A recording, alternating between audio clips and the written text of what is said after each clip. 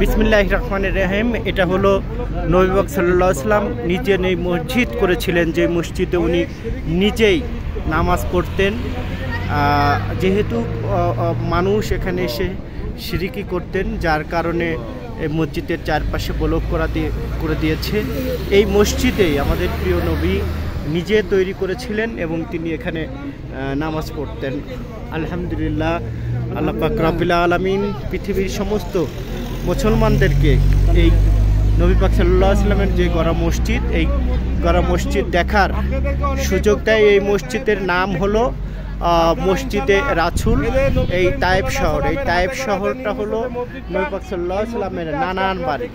উনি এখানে হিজরতে আসতেন, ইসলামের দাওয়াত দিতে আসতেন, তখনই এইটাই হলো সেই মসজিদের রাসূল, যেখানে এই মসজিদ নিজেই তৈরি করেছিলেন এবং তিনি নিজে নামাজ পড়তেন। সকলেই আমাদের জন্য দোয়া করবেন। আল্লাহ।